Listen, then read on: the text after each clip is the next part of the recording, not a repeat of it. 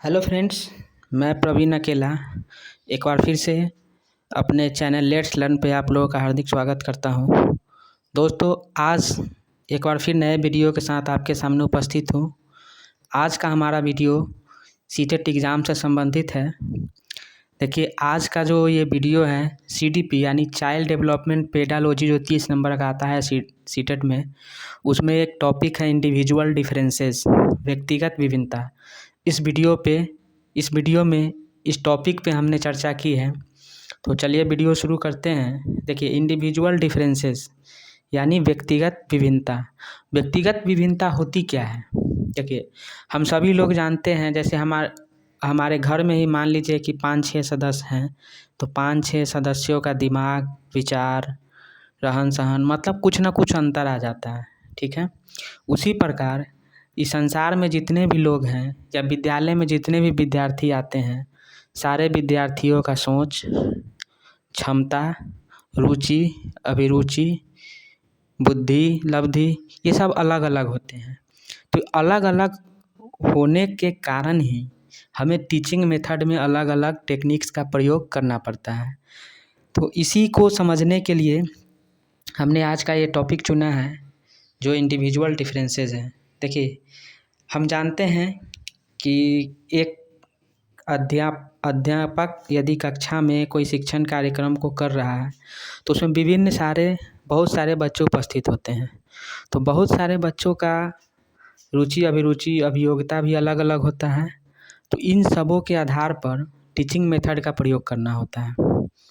तो देखिए, पहला पॉइंट जो इसमें इम्पोर्टेंट है वो है टीचिंग मेथड में विभेदी अनुदेशन का प्रयोग करना है। इंडिविजुअल डिफरेंसेस हमने अभी बताया कि क्या होता है। इसमें फर्स्ट पॉइंट जो है आपका, इसमें टीचिंग मेथड में विभेदी अनुदेशन का प्रयोग करना है। ये जो है इम्पोर्टेंट पॉइंट है। ठीक है, ये जो है आपका टीचिंग विभेदी अनुदेशन इसका मतलब क्या होता है? देखिए, विभेदी अनुदेशन मतलब डिफरेंसेस इंस्ट्रक्शन, मतलब जिस बच्चे को जिस तरीक़ा से समझ में आए उसको उसी तरीक़ा से पढ़ाना है। किसी को खेल विधि से समझ में आए, खेल विधि करना है।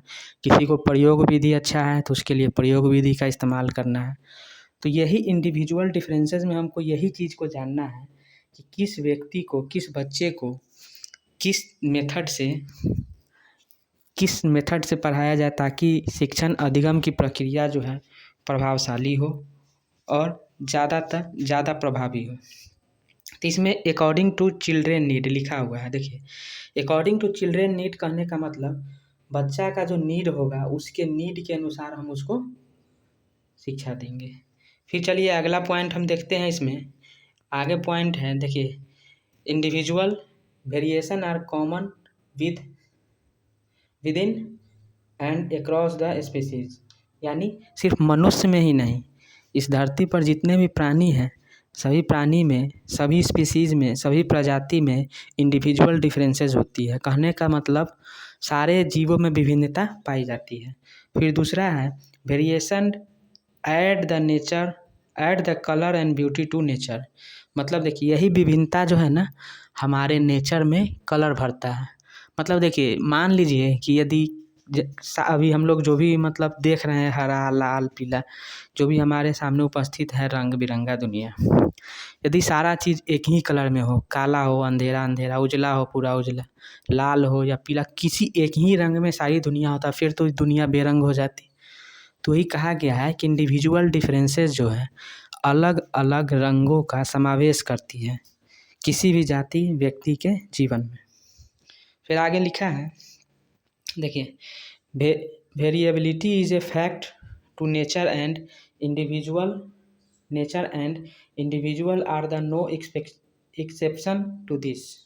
कहने का मतलब देखिए, वेरिएबिलिटी ये जो है आपका वेरिएबिलिटी नेचर का फैक्ट है, इसको कोई बदल नहीं सकता है। ठीक है, ये विभिन्नता आएगी ही आएगी और ये जो है हर जीव में होता है, कोई भी जीव इससे वंचित नहीं है।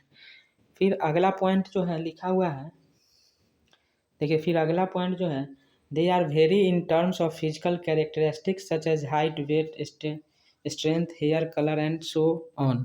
मतलब जो फिजिकली रूप में हमको दिखता है, व्यक्तिगत विभिन्नता इंडिविजुअल डिफरेंस है, जो क्या क्या दिखता है, हाइट के रूप में दिखता है, वेट के रूप में दिखता है, स्ट्रेंथ के रूप में दिखता है, ठीक है। फिर हेयर के रूप में दिखता है, बाल किसी का अलग होगा, किसी का भूरा होता है, किसी का काला होता है। फिर कलर, कोई गोरा होता है, कोई काला होता है, कोई मध्यम होता है।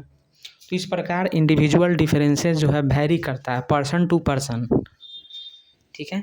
फिर आगे जानेंगे, देखिए लिखा है दे मे बी इंटेलिजेंट और डल, डोमिनेंट और सबमेसिव, क्रिएटिव और not so creative, out going so withdrawn etc।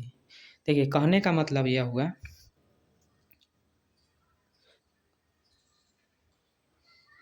देखिए कहने का मतलब यह हुआ कि कोई बच्चा जो है इंटेलिजेंट भी हो सकता है, यानी उसकी बुद्धि तीव्र हो सकती है, कोई डल भी हो सकता है, मंद बुद्धि जिसको हम कहते हैं, कोई डोमिनेंट हो सकता है और कोई सबमेसिव हो सकता है। डोमिनेंट और सबमेसिव का मतलब हो गया, डोमिनेंट और सबमेसिव का मतलब हुआ, देखिए जैसे कोई ऊंचा तेवर वाला होता है व्यक्ति, ठीक है, ये डोमिनेंट कहा गया है, इसको प्रभुत्व वाला व्यक्ति भी कहते हैं। और कोई सबमेसिव होता है, सबमेसिव का मतलब हो गया आपका नरम स्वभाव का, ठीक है। यानी कोई बुद्धिमान हो सकता है, कोई मंद बुद्धि हो सकता है, कोई नरम तेवर वाला भी हो सकता है, कोई प्रभुत्व वाला भी व्यक्ति हो सकता है जिसका तेवर ऊंचा, कोई क्रिएटिव भी हो सकता है और कोई क्रिएटिव नहीं भी हो सकता है। तो इस सब विभिन्नता के आधार पर भी हम कह सकते हैं कि व्यक्तिगत विभिन्नता होती है। फिर अगला पॉइंट है the list this this list to variation can be endless.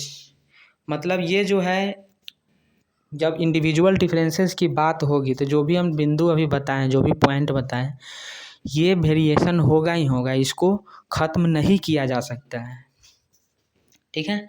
आगे देखिए, आगे लिखा है बेसिक टाइप ऑफ इंटेलिजेंस, आगे लिखा है basic type of intelligence, basic type of individual differences, व्यक्तिगत विभिन्नताओं का आधार।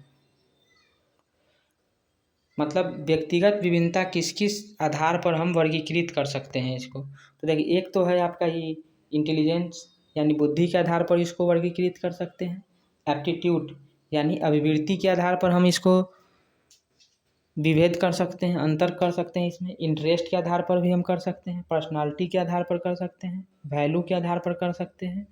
तो ये सब जो है बेस है, मतलब इंडिविजुअल डिफरेंसेस को क्लासिफाई करने का, कैटेगरी में बांटने का क्या है, बेस है, ठीक है।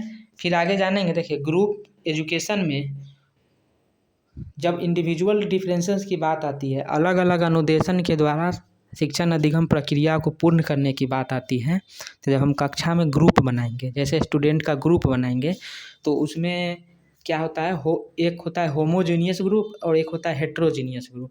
होमोजीनियस में मतलब एक समान व्यक्ति का ग्रुप बनता है, और हेट्रोजीनियस में अलग अलग बुद्धि, अलग अलग लेवल, टेम्परामेंट हो गया, प्रभुत्व वाला हो गया, नरम प्रभुत्व, ये सब मतलब डिफरेंट करके बनाएंगे जब हम, तब क्या होगा, बच्चे एक दूसरे से अंतःक्रिया करके कुछ ज़्यादा सीख पाएंगे। मतलब एग्जाम्पल के लिए ले लीजिए, किसी क्लास में यदि हमको 2 ग्रुप में बच्चों को बांटना है, तब क्या करते हैं, कुछ तेज बच्चे को एक ग्रुप में रखते हैं, कुछ तेज बच्चे को, प्रखर बुद्धि वाले को दूसरे ग्रुप में रखते हैं। यदि सारे प्रखर बुद्धि वाले बालक को एक ही ग्रुप में रख दिया जाए और फिर सारे डल बच्चे को एक ग्रुप में रख दिया जाए, तब उनका जो सोशल इंटरेक्शन होता है, अंतःक्रिया जिसको हम बोलते हैं, वो नहीं हो पाएगा। तो वहाँ पर सीखने के मौका जो है कम मिलेगा बच्चे को।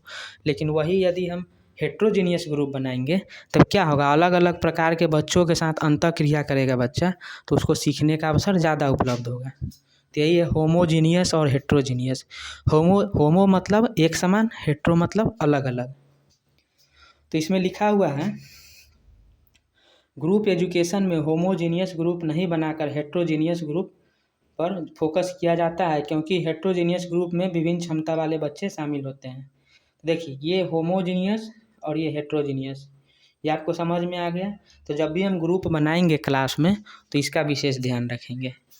फिर आगे लिखा हुआ है सोर्स ऑफ इंडिविजुअल डिफरेंसेस, यानी व्यक्तिगत विभिन्नता के स्रोत, मतलब किस किस आधार पर व्यक्तिगत विभिन्नता हमें प्राप्त होती है। देखिए व्यक्तिगत विभिन्नता के मुख्य रूप से 2 स्रोत हैं, ठीक है, मुख्य रूप से 2 स्रोत हैं। एक होता है इनहेरिटेड, मतलब अनुवांशिकी से जो प्राप्त होता है। एक होता है एक्वायर, मतलब सामाजिक अंतःक्रिया, जहाँ हम रहते हैं वहाँ पर इंटरेक्ट करके जो हम प्राप्त करते हैं।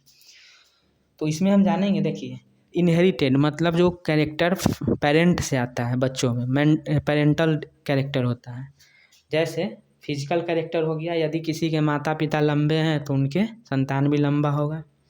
फिर मेंटल कहने का मतलब, फिर हो गया आपका मेंटल कहने का मतलब मानसिक। यदि किसी के फैमिली में कोई इंटेलिजेंट है तो उसका जो चिल्ड्रेन होगा वो भी इंटेलिजेंट होगा। फिर टेम्परामेंटल की बात करते हैं हम, किसी का माता पिता यदि जल्दी गुस्सा होते हैं तो उनके बच्चों में भी ज़्यादा जल्दी गुस्सा होने का टेम्परामेंट होगा। तो फिजिकल, मेंटल और टेम्परामेंटल इनहेरिटेड हो गया, मतलब ये माता पिता से कैरेक्टर में आनुवांशिक से मिला। और इक्वायर कौन कौन होगा, तो इक्वायर में हो जाएगा सोशल, ठीक है, इक्वायर में आपका हो जाएगा सोशल, कल्चरल, एजुकेशनल। मतलब एक अर्जित जो बच्चा करेगा जिसके आधार पर हम इंडिविजुअल डिफरेंसेस करेंगे, ये सोशल हो जाएगा सामाजिक अंतरक्रिया करके। कल्चरल, जिस कल्चर जहाँ पर वो रह रहा है, जिस कल्चर में वो पला बढ़ा है उसके आधार पर इंडिविजुअल डिफरेंसेस हो सकता है। और एजुकेशनल, जिस टाइप का एजुकेशन वो एक्सेप्ट किया है, अपने अंदर ग्रहण किया है, उसके आधार पर भी वह उसका व्यक्तिगत विभिन्नता हो सकता है। तो ये व्यक्तिगत विभिन्नता के स्रोत थे जिसके आधार पर बालकों का व्यक्तिगत विभिन्नता किया जाता है। तो इसमें मेन जो इंडिविजुअल डिफरेंसेस में दो बातें हैं। एक, ग्रुप यदि बनाना है तो होमोजीनियस नहीं बनाना है, हेट्रोजीनियस बनाना है। सोर्स ऑफ इंडिविजुअल डिफरेंसेस दो होगा, हेरिडेटेड एंड एक्वायर्ड। हेरिडेटेड यानी आनुवांशिक से जो मिलेगा फिजिकल, मेंटल और टेम्परामेंटल। और एक्वायर यानी जो अर्जित होगा सोशल, कल्चरल, एजुकेशनल और इमोशनल। एक इमोशनल रह गया था। इमोशनल होता क्या है, जैसे जिसका इमोशनल इंटेलिजेंस ज़्यादा डेवलप होता है वो अपने इमोशनल इंटेलिजेंस का इस्तेमाल करके किसी भी काम को आसानी से किसी से करवा लेते हैं, मतलब इमोशनली इंटेलिजेंट होते हैं। तो इस आधार पर भी हम कह सकते हैं कि इंडिविजुअल डिफरेंसेस होता है। ठीक है, तो मिलते हैं नेक्स्ट वीडियो में। Thank you.